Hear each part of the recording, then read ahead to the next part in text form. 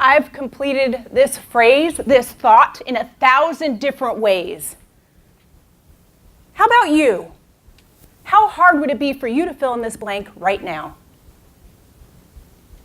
I bet in this room there are over 200 words that you would use to fill in this blank. These words ruled my life for years. For years, I was afraid that you would find out that I was different.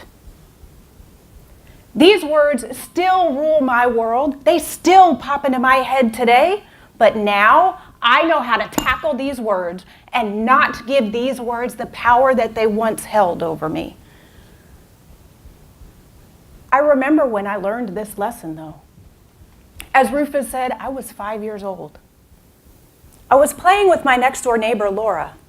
We used to play every single day. We'd play in her playhouse or on my jungle gym. And when we got into fights, Laura would say, "Get out of here. You don't belong here. You're different." Now, I know that these words are two separate sentences. There was a period between them. But my 5-year-old ears heard a comma, heard this as one thought. My ears heard, "Wendy, you don't belong here because you're different." I'm different because I'm biracial. I'm adopted by a white family and we lived in a white neighborhood. We moved away from that neighborhood when I was 7, but Laura's lesson moved with me everywhere I went. I heard her voice in my ears for years, all through school, even after school. I lived in constant fear that you would tag me as different. I learned to believe that I was only valued, accepted, and respected if I could convince you that we were the same. In high school and college, same meant that I would not step foot on a dance floor, even though I loved to dance. At work, same meant that I wouldn't voice my opinion first because I was afraid it would be different from yours. Laura's words ruled my world for years. For 35 years, I was afraid that they would find out that I loved to dance. I was afraid they would find out that I had a different opinion from theirs. I was afraid they would find out that I had different political beliefs or religious beliefs than them. What's the common thread here? They. That's right. They are the problem. They were my problem. A few years ago, I learned a lesson that was even more powerful than the lesson that Laura taught me. And it's this.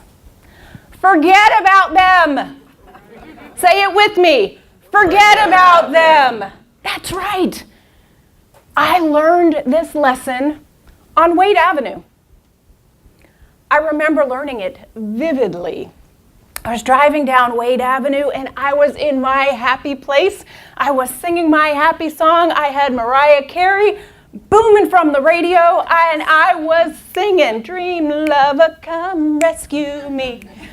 And I pull up at a stoplight and on one side of me is a car of white women. On the other side of me is a car of black women. And out of nowhere, unexpectedly, I flipped out.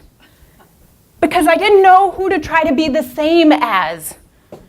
I'm at a stoplight, singing my favorite song in a happy space, and all of a sudden, I feel a desperate need to be accepted by strangers, by them, and they had no clue that I even existed.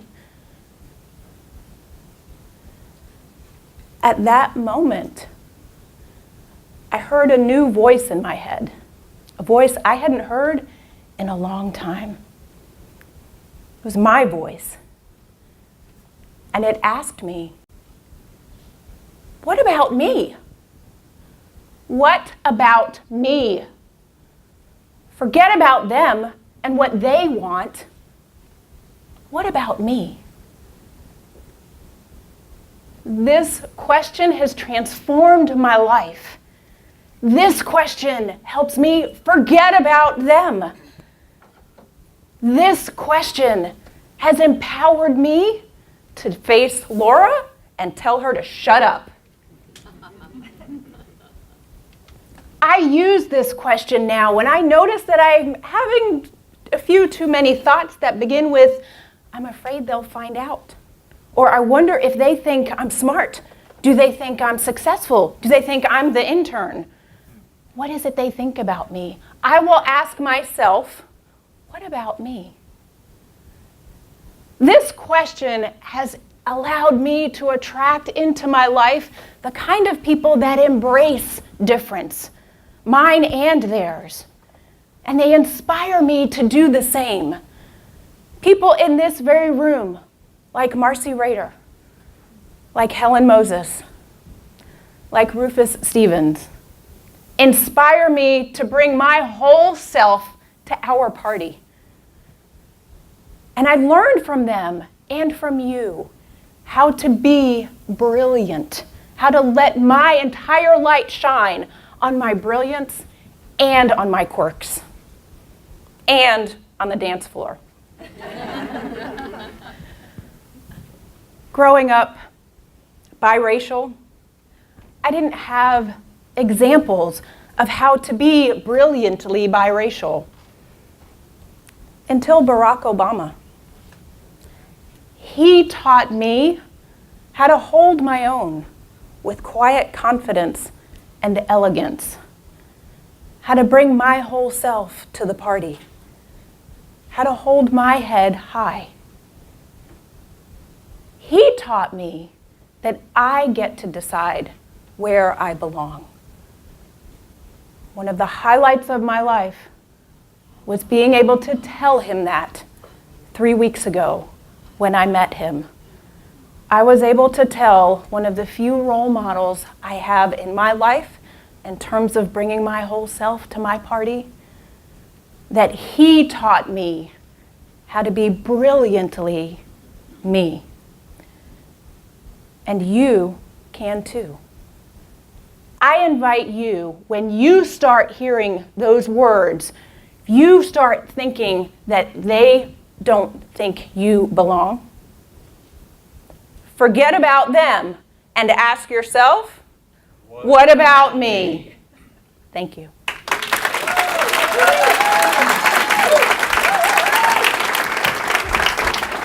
Great job.